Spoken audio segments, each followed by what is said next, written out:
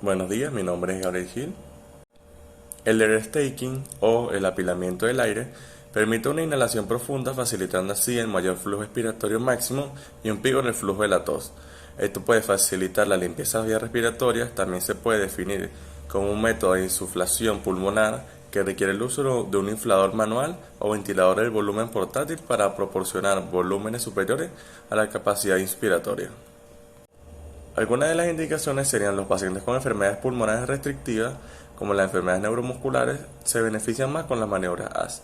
En esa población, los aumentos en el volumen pulmonar están fuertemente correlacionados con los aumentos en el flujo máximo de la tos. Por otra parte, mientras mayor es la expiación pulmonar, mejor es la optimización de la presión de retroceso pulmonar, por ende, movilidad torácica, la tos y, en consecuencia, la extensión de la secreción. El equipamiento de esta maniobra es una máscara facial adaptable, un conector verde, una válvula unidireccional, otro conector verde y por último la bolsa AMBU. ¿Y cómo se ejecuta esta técnica? Bueno, uno le pide al paciente en sedente que se tome una profunda inspiración y apriete al mismo tiempo la bolsa AMBU. Al paciente debe contener la inspiración, la válvula unidireccional ayudará en ello. El paciente debe tratar de coger aire otra vez por encima de la primera inspiración profunda, mientras que usted aprieta simultáneamente la bolsa de nuevo. Esto se puede repetir de 3 a 5 veces hasta que el paciente obtenga una profunda inspiración satisfactoria y completa. Lo sería una insuflación final que se mantiene 5 a 8 segundos. La segunda técnica sería la ventilación mecánica no invasiva, o su acrónimo sería VNI. Siendo esta duración de soporte ventilatorio sin necesidad de realizar una intubación endotraqueal, encargados de la creación de flujo de aire para mantener las vías aéreas abiertas, facilitando la respiración a través de una máscara sobre nariz o la boca. Existen dos tipos de BNI: BNI con presión negativa extratorácica y BNI con presión positiva respiratoria. Empezaríamos con la BNI con presión negativa extratorácica. Mediante el pulmón de acero, coraza y las piezas corporales que serían poncho wrap, pulmo wrap y zip suite. En esto, la transición de presión negativa desde un sistema externo hacia el espacio intratorácico genera el gradiente de presión necesario para la producción de la fase inspiratoria. Las modalidades serían tres. La primera sería ventilación negativa cíclica, en el cual se transmite periódicamente la presión en el interior del tórax para generar la fase inspiratoria, después de la cual se produce la expiratoria por retroceso elástico, siendo la más utilizada. La segunda sería la alternancia de presión negativa y positiva. Y la tercera, presión negativa continua, en la cual después es producida la inspiración, se adiciona en sus siglas es NEEP, que sería presión continua por vía nasal a la fase expiratoria. En cuanto a sus indicaciones, tenemos defectos ventilatorios restrictivos secundarios a entidades neurológicas, como serían poliomielitis, lesión medular, distrofias musculares y en general enfermedades de neuromotora.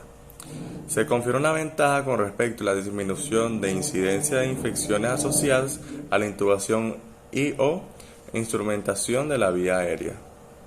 En cuanto a desventajas, tenemos dificultad en evidencia de dolor musculoesquelético, trastornos del sueño, sistema de esofagicitis, fracturas costales, cambios térmicos en los sitios de contacto del sistema. Ahora vendríamos con la BNI con presión positiva respiratoria. Dentro de ellos conocidos, la PSB, ventilación con soporte de presión, la CPAP, presión positiva continua en las vías respiratorias, y BIPAP, que sería sistema de bipresión positiva, las cuales pueden instaurarse mediante mascarilla nasal o facial, indicados en pacientes que cursan con desórdenes ventilatorios nocturnos, EPOC y ciertas patologías neurológicas en las que es necesario el apoyo intermitente. Se constituyen una alternativa terapéutica importante cuando desea evitarse la ventilación invasiva. Requiere el uso de mascarilla nasal o facial, cascos tipo helmet o ForVent para garantizar los beneficios. En cuanto a las indicaciones, tendríamos una falla respiratoria hipercápnica o hiposémica, falla respiratoria aguda post-extubación, pacientes en espera de trasplante pulmonar, pacientes no candidatos a intubación, edema pulmonar cardiogénico, falla respiratoria en el posteroperatorio, falla respiratoria en pacientes con SIDA, EPOC, que el EPOC es enfermedad pulmonar obstructiva crónica, edema agudo de pulmón e insuficiencia respiratoria aguda no relacionada con EPOC. En cuanto a las contraindicaciones, tendríamos inestabilidad hemodinámica, falla multiorgánica, inestabilidad electrocardiográfica con evidencia de isquemia o arritmias ventriculares significativas, obesidad extrema, cifoescoliosis severa, excesiva producción de secreciones. El tercer método técnico sería respiración con presión positiva intermitente. En su sigla sería IPPB o BPPI. Es la técnica en la que se insufla el pulmón con un ventilador en forma intermitente sin que el paciente esté intubado. Lo ideal es que el paciente se encuentre consciente, sin embargo, se puede aplicar como paciente inconsciente, modificando algunas características. Consiste en una inspiración iniciada por el paciente. Su fuerza inspiratoria debe crear una presión subatmosférica que alcance el nivel del disparo al aparato. Esto es indispensable que este procedimiento se realice con un fisioterapeuta presente, debido a que la modalidad de tratamiento se efectúa en sesiones periódicas durante el día bajo vigilancia. Los efectos respiratorios y o hemodinámicos deben ser presenciados y la suspensión de su ejecución es decidida por el fisioterapeuta, decidiendo razones clínicas. En cuanto a las indicaciones, tendríamos tratamiento de atelectasias de gran magnitud si se combina con los cambios de posición requeridos, tratamiento de atelectasias laminares sin que necesariamente deban adoptarse cambios de posición, prevención de la pérdida de volumen pulmonar en el paciente recién intubado o en los sujetos con diagnóstico de enfermedad neuromuscular crónica degenerativa o neuropatía periférica, reclutamiento alveolar si se administra combinadamente con PER, y por último recuperación de uno de los mecanismos de la tos y facilitando de la eliminación de secreciones.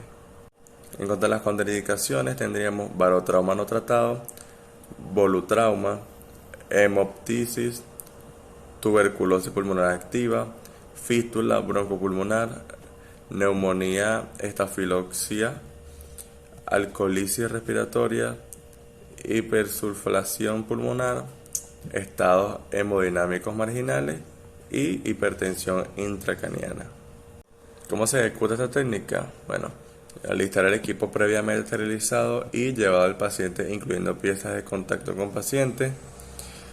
2 sería explicar al paciente el tratamiento. Si se está inconsciente, se coloca anestesia. 3, colocar al paciente en posición cómoda. 4, ajustar la presión del ventilador iniciando con niveles bajos. 5, estimular al paciente a respirar lentamente a través de la boquilla o máscara sin permitir escapes.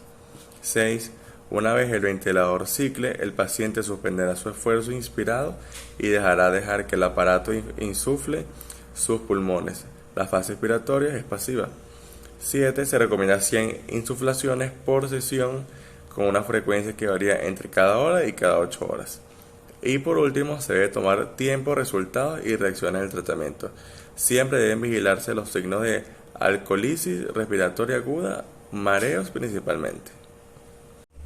Y por último sería la técnica de abordaje de enfermedad pulmonar obstructiva crónica. El común denominador de la enfermedad pulmonar obstructiva es la disminución crónica al flujo respiratorio secundario a causas diversas, por ejemplo, el espasmo bronquial, la disminución de la retractibilidad pulmonar en el enfisema y las secreciones y el edema en la bronquitis crónica. El asma bronquial, la bronquitis crónica y la enfisema pulmonar son enfermedades obstructivas crónicas observadas comúnmente en la clínica. Algunas de las causas serían obstrucción por ocupación de la luz bronquial, bronquitis crónica, bronquiectasias o fibrosis quística. Otra causa sería obstrucción por causas relacionadas con la pared bronquial. El broncoespasmo ocurre cuando es el asma bronquial, hipertrofia de las glándulas mucosas, entre otros.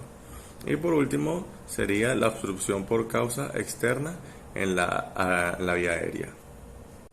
¿Cuáles son los objetivos de la fisioterapia?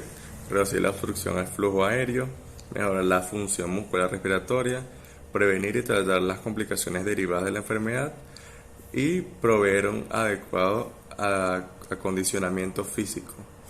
Si estos logran alcanzarse, muy probablemente se alcanzará el objetivo principal, que es mejorar la calidad de vida. Hay que tener algunos factores antes de iniciar la fisioterapia, los cuales son diagnóstico médico, diagnóstico fisioterapéutico, resultados de pruebas de función pulmonar y respuesta a las broncodilatadores, radiografía del tórax, gases arteriales y pulso oximetría basales durante la actividad física. Condiciones a seguir. La fase educativa del programa debe haber sido eficientemente superada. La intervención del equipo no debe finalizar en el componente adecuado, sino que debe perdurar a lo largo del desarrollo del programa. 3. Debe comprobarse que el paciente ha suspendido por completo el consumo del cigarrillo.